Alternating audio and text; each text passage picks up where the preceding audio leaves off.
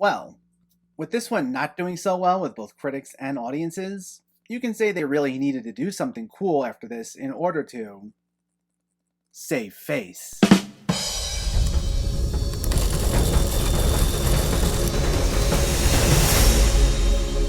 What's going on, everyone? Welcome back to my channel and another installment in my Texas Chainsaw Massacre review series, where I go through all the Texas Chainsaw Massacre movies in the lead up to the new film. And today we're talking about the third movie, Leatherface, the Texas Chainsaw Massacre III. Before we begin, let me know in the comments what your thoughts on this movie were, if you already saw it, or if you were planning on seeing it, and make sure to hit that thumbs up button if you like these reviews, as it helps me out immensely by getting my content out there. And if you're new here, I hope you consider hitting that subscribe button so you can stay up to date with more movie-related content on a near-daily basis. But let's not waste any more time, and let's talk about Leatherface, the Texas Chainsaw Massacre III. This focuses on young yuppie couple Michelle and Ryan, who stop at a gas station only for them to witness the owner attacking a hitchhiker named Tex, played by Viggo Mortensen. They panic and flee, but in their hasty departure, they get lost and soon find themselves pursued by the chainsaw-toting maniac known as Leatherface. So, as I've done previously with my other retro reviews, this will get into spoiler territory. So, if you haven't seen the Texas Chainsaw Massacre 3 and you wish to know nothing,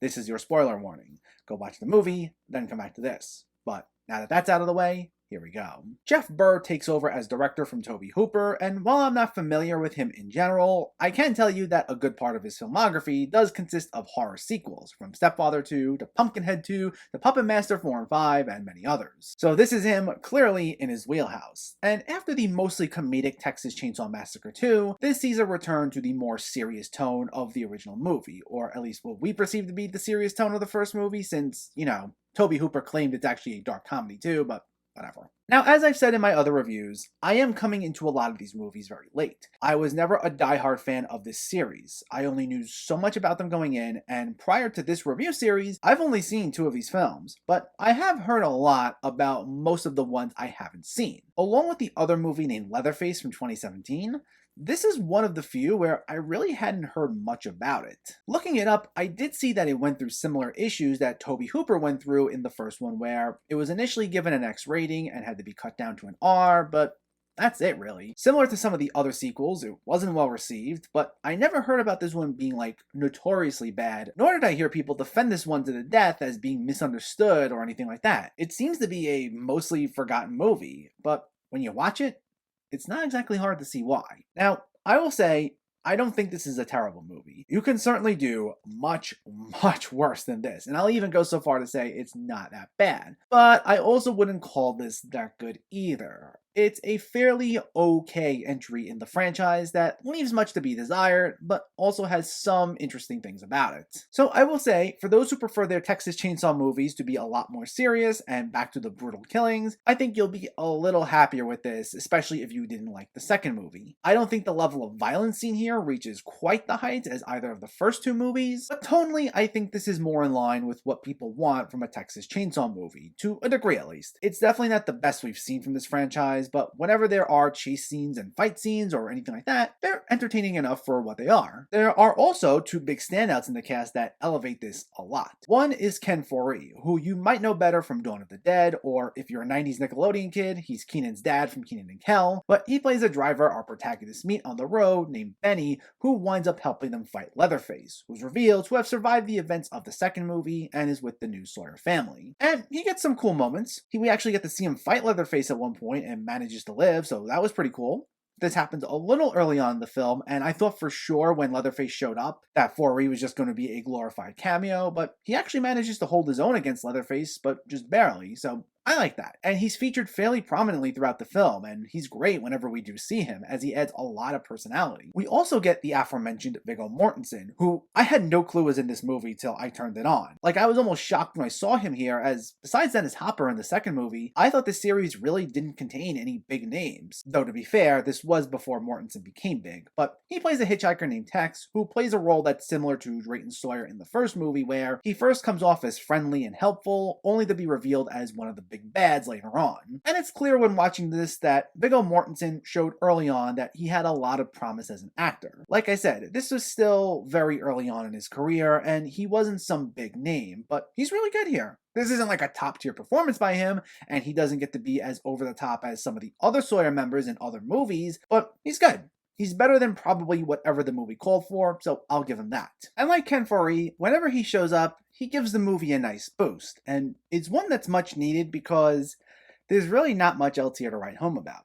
Like I said, this movie's not bad overall, but it's only held together just barely by these few solid elements. For one thing, all the acting outside of Foree and Mortensen is kinda bad. This isn't exactly a series that's known for these stellar standout performances, but as I said, you need something that at least presents as passable, and you don't really get that from anyone else here. A lot of the dialogue is delivered in a completely wooden way, and some of it is just clunky. And while we did have an improvement with the character work in 2, we dip right back down in this one. Michelle and Ryan are honestly two of the blandest protagonists we've had in this series. There's no chemistry between them, there's no charm to them, and you even see really quickly, Ryan's kind of a jerk.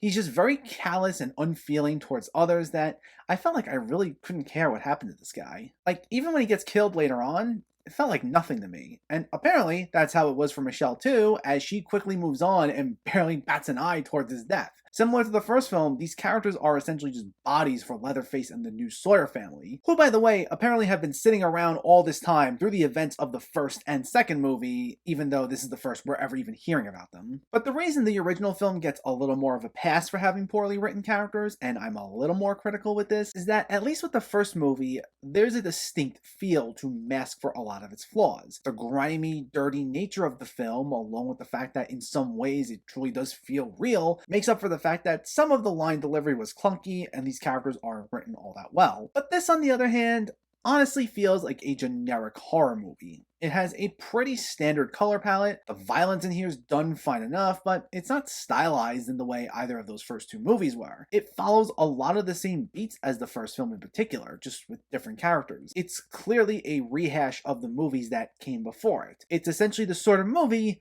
that got made fun of in Scream only 6 years later, where they'd comment how all these characters would fall into the exact same traps and make the same boneheaded decisions. So that's what this is. And I mean, it's not to the point where it's just a total slog to get through or it's a bore. I mean, it does hit all the typical slasher tropes in a way that might satisfy fans of the genre and this series, and the parts about it that work do hold it together. But beyond those few elements, there's nothing I'd say that's really unique about it. The Texas Chainsaw Massacre III is a decent enough movie overall, but nothing I'd call memorable. It lacks both the grimy brutality of the first movie, as well as the absolutely bonkers sense of fun that the second movie had. It has a few decent moments here and there, and I do think that Viggo Mortensen and Ken Foree have strong enough presences that they do make things entertaining enough, but the bad acting and lack of a bite really hold it back from anything you really need to go out of your way to see. If you're a hardcore fan of the series or of slashers in general, you may get some enjoyment out of this, but that's about it. Leatherface, The Texas Chainsaw Massacre III gets a 6 out of 10. Not bad overall. Looking it up, I do see it's usually considered a bottom tier Texas Chainsaw movie, and to be honest, it kinda is, but I don't dislike it. But things are about to get interesting, as up next will be my review of the Texas Chainsaw Massacre: The Next Generation. And in the meantime, let me know, did you see the Texas Chainsaw Massacre 3, or are you planning to see it, and what were your thoughts? Did you like this one at all? Have you even really heard anything about this one? Let me know in the comments below so we can discuss. Also, if you enjoyed this video, please give it a like and share it, and for more movie reviews and film discussion, please make sure to hit that subscribe button to stay updated. Thanks for watching everyone, and keep having fun with film.